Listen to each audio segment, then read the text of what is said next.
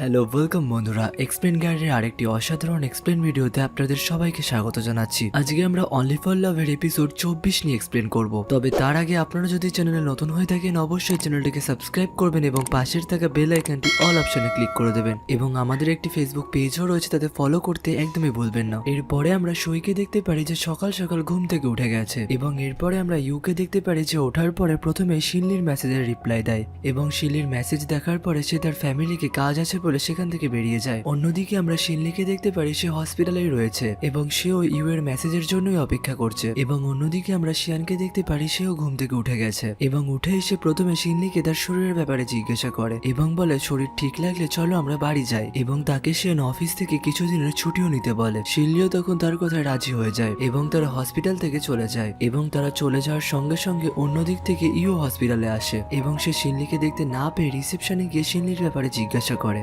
তখন সে জানতে পারে তার আসার কিছুক্ষণ আগে তার পরিবারের লোক তাকে নিয়ে গেছে। তখনই সে শিল্লিকে মেসেজ করে জিজ্ঞাসা করে তার শরীর কেমন আছে এবং এরপরে আমরা সইকে দেখতে পারি যে সকাল সকাল ঘুম থেকে উঠে গেছে, সেই কারণে তার মা এসে এত সকাল সকাল ঘুম থেকে ওঠার কারণ জিজ্ঞাসা করে, কিন্তু সই তার মার কোনো জবাবই দেয় না। এরপরে তার বাবা মাকে দেখতে পারি তারা একসাথে রান্না করছিল এবং সইও তখন রেডি হয়ে নিচে নামে এবং একটা কাজ আছে বলে সেখান থেকে চলে যায় এবং বাইরে বেরিয়ে সে শিয়ানের জন্য অপেক্ষা করে এবং সে তার মোবাইলও চেক করে, কিন্তু শিয়ান তার মেসেজের কোনো কিছুর রিপ্লাই দেয়নি এবং অনেকক্ষণ অপেক্ষা করার পরে সই তাকে কল করে এবং কল করার পরে আমরা এখানে দেখতে পারি শিয়ান তার কাছেই এসছে, কিন্তু তার থেকে একটু দূরে সে গাড়িতে বসেই সইয়ের দিকে নজর রাখছে। সই তাকে কল করে জিজ্ঞাসা করে তুমি কি এখানে আসবে না? শিয়ান তখন তাকে জবাব দেয় আমি কি তোমার সাথে নাটক করার জন্য তোমার কাছে যাব? তার এই কথা শোনার পরে সই বুঝতে পারে যে শিয়ান সমস্ত কিছু জেনে গেছে, সেই কারণে সে কান্নাকাটি করতে শুরু করে এবং তার হাতে যা জিনিসপত্র ছিল সেইগুলো মাটিতে পড়ে যায় এবং সে মনে মনে শিয়ানের কাছে সরিও চায়। সে যখন কাঁদতে কাঁদতে সেখান থেকে চলে যাচ্ছিল শিয়ান তাকে গাড়িতে বসেই দেখতে পাচ্ছিল এবং বাড়িতে এসে সে আবার ঘুমিয়ে পড়ে। সইর মা রুমে ঢোকার পরে তাকে খাবারের জন্য ডাকে এবং সই খাবার খাওয়ার পরে যখন সে সেখান থেকে উঠে চলে যাচ্ছিল তখন তার মাও তাকে জিজ্ঞাসা করে যে কি হয়েছে, কিন্তু সই তার কোনো কোশ্চেনেরই জবাব দেয় না এবং তার মা তাকে ইউ এর ডেডের ব্যাপারে জিজ্ঞাসা করলেও কোনো জবাব দেয় না। এর পরের দিন আমরা দেখতে পারি সইর মা সইর ব্যাপারেই ভাবছিল এবং সে তার রুমে গিয়ে তার পাশে বসে সইর কি হয়েছে তা জিজ্ঞাসা করে, কারণ সে সারাদিন রুমের মধ্যেই চুপচাপ শুয়ে রয়েছে। তার মা প্রথমেই তাকে কাজের সম্পর্কে জিজ্ঞাসা করে, তোমার কাজের জন্য যদি কিছু হয়ে থাকে তাহলে আমার পুরো বিশ্বাস আছে তুমি সেটা তাড়াতাড়ি উতরে যাবে, না হলে তুমি বাড়িতেই থেকে যাও আর ওখানে যেতে হবে না। আমি তোমার জন্য বাড়িতেই সমস্ত বন্দোবস্ত করে দেবো, তোমাকে এত কাজের প্রেশার নিতে হবে না, তুমি তোমার জীবনটাকে ভালোভাবে এনজয় করো। অন্যদিকে তার বাবাও এইসব কথা শুনছিল এবং এরপরে তার মা তার রিলেশনশিপের সম্পর্কে জিজ্ঞাসা করে, সম্পর্ক নিয়ে কিছু হয়ে থাকলে সেটা তাড়াতাড়ি ঠিক হয়ে যাবে এবং তোমার ভবিষ্যৎও খুব সুন্দর হবে। তখন সই বলে আর কোনো কিছুই ঠিক হবে না, কারণ আমি অনেক বড় ভুল করে ফেলেছি। তখন তার মা বলে কিছুই ভুল করোনি, যদি এখন ভুল করে ফেলো তাহলে ভবিষ্যতে আর সেই ভুলটা করবে না এবং এখন একজন চলে গেলে তুমি ভবিষ্যতে আরো একজন ভালো ছেলে পাবে। তার মার এইসব কথা শুনে সইয়ের মনটাও হালকা হয় এবং অন্যদিকে আমরা গুয়ানজিংকে দেখতে পারি যে শিয়ানের সাথে কোম্পানির বিষয়ে কথা বলছিল,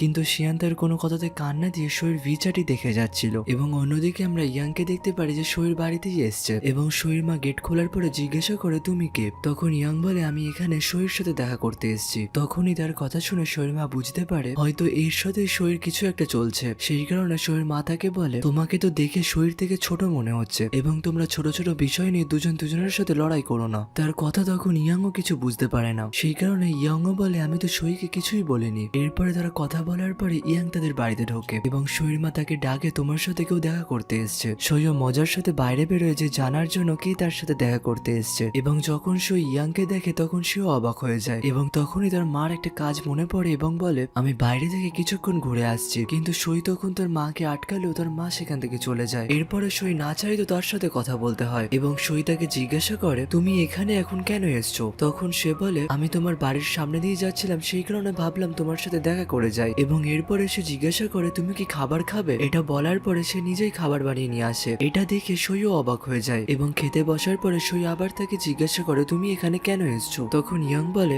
আমি এখানে তোমার জন্যই এসেছি। এই কথা শোনার পরে সইর শিয়ানের কথা মনে পড়ে যায়, কারণ শিয়ানও তাকে একসময় এই কথাই বলেছিল এবং এটা ভাবার পরে তার মনটাও খারাপ হয়ে যায়। অন্যদিকে ইয়াং বলে আমি জানি তোমাদের মধ্যে কিছু নেই। তখন সই বলে আমাদের দুজনের মধ্যে কোনো কিছুই শেষ হয়নি, শুধু একটু ঝগড়া চলছে, তাই বলে এই না আমাদের দুজনের মধ্যে ব্রেকআপ হয়ে গেছে, কিন্তু আমি তার পেছন কখনোই ছাড়বো না। এই কথা শোনার পরে ইয়াংও বলে আমিও তোমার পেছন কখনোই ছাড়বো না। এরপরে তারা এইসব বিষয় নিয়ে কথা বলতে শুরু করে এবং ইয়াং সইয়ের কাছে তার স্কুল স্কুল দেখার জন্য দাবি করে। সইও তখন তাকে তার স্কুল দেখাতে নিয়ে যায় এবং স্কুলের সামনে গিয়ে দেখতে পায় স্কুলের গেট বন্ধ রয়েছে। সেই কারণে সই যখন সেখান থেকে চলেই যাচ্ছিল তখন ইয়াং তাকে আটকায় এবং সামনে সাইকেল দেখতে পেয়ে বলে আমরা চলো দুজনে মিলে সাইকেলিং করি এবং বলে আমি তোমার পাস্টটাকে ভালোভাবে জানতে চাই যাতে আমি তোমাকে ভালোভাবে বুঝতে পারি। তার এই কথা শোনার পরে সই বলে আমার পাস্ট জেনে তোমার কোনো কাজই হবে না, কারণ আমার মনে অলরেডি একজন রয়েছে এবং তুমি যা চেষ্টা করছো সেই সমস্ত কিছুই বিফলে যাবে। এরপরে আমরা শিয়ানকে দেখতে পারি যে হর্স রাইডিং করছিল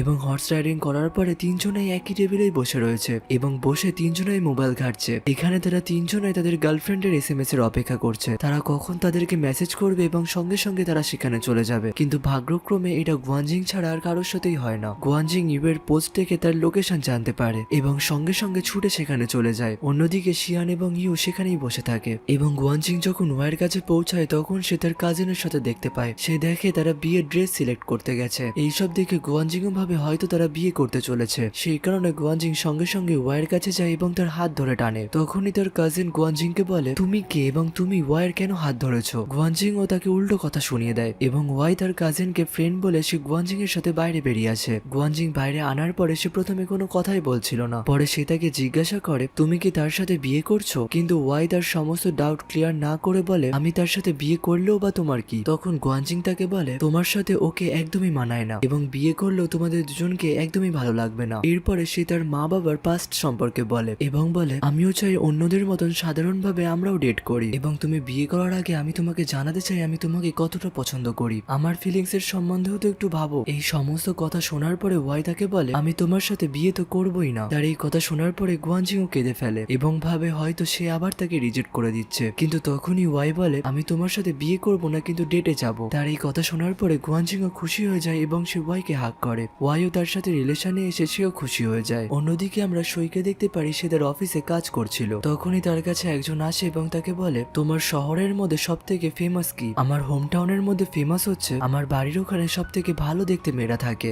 এই কথা শোনার পরে তার বন্ধু তাকে একটা গিফট দিয়ে সেখান থেকে চলে যায়। এরপরে সই ওয়াইকে ফোন করে এবং তাকে বলে শিয়ান আমার সম্বন্ধে সবকিছু জেনে গেছে, সেই কারণে আমি তোমার বাড়িতে এসে থাকতে চাই। ওয়াইও তখন তার কথায় সঙ্গে সঙ্গে রাজি হয়ে যায় এবং সইর কল কাটার পরে তার কাছে গুয়ানজিং এর কল আসে এবং গুয়ানজিংও তাকে বলে আমি তোমার বাড়িতে আসতে চাই, কিন্তু ওয়াই তাকে বলে আমার বাড়িতে সই আছে সেই কারণে তুমি এখন আসতে পারবে না। তখন গুয়ানজিং বলে আমি তোমাকে প্রচন্ড পরিমাণে মিস করছি। এরপরে ওয়াই বলে সই চলে যাওয়ার সঙ্গে সঙ্গে আমি তোমাকে ডেকে নেব। এরপরে ওয়াই বাড়িতে এসে তার সমস্ত অগোছালো জিনিস পরিষ্কার করে। এরপরে সই ওয়াইয়ের বাড়িতে আসে এবং সই তাকে সমস্ত ঘটনা খুলে বলে। ওয়াইও শোনার পরে বলে তুমি যদি এখন সত্যি ঘটনা তাকে খুলে বলো তাহলে হয়তো সে এখন রেগে যাবে, কারণ সে এখন সমস্ত কিছু জেনে গেছে। এই কথা শোনার পরে সইও একটু কেঁদে ফেলে এবং বলে আমি তো সত্যি সত্যি তাকে খুব ভালোবাসি এবং তার কান্নাকাটি দেখে ওয়াইও তার চোখটা মুছিয়ে দেয় এবং বলে তুমি বেশি চিন্তা করো না, সমস্ত কিছু ঠিক হয়ে যাবে এবং তোমাকে শিয়ান খুব ভালোবাসবে। এরপরে সে ওয়াইয়ের বাড়িতেই থেকে যায় এবং পরের দিন যখন সে ঘুম থেকে উঠে ওয়াশরুমে যায় তখন সে সেখানে ছেলেদের একটা জিনিস দেখতে পায় এবং দেখার পরে বুঝতে পারে এখানে ওয়াইয়ের সাথে কোনো একটা ছেলেও ছিল। সেই কারণে সই ওয়াইকে বাই বলে সেখান থেকে সঙ্গে সঙ্গে চলে যায় এবং ওয়াইও ভাবে সে এত তাড়াতাড়ি চলে গেল, সে কি সমস্ত কিছু জেনে গেল।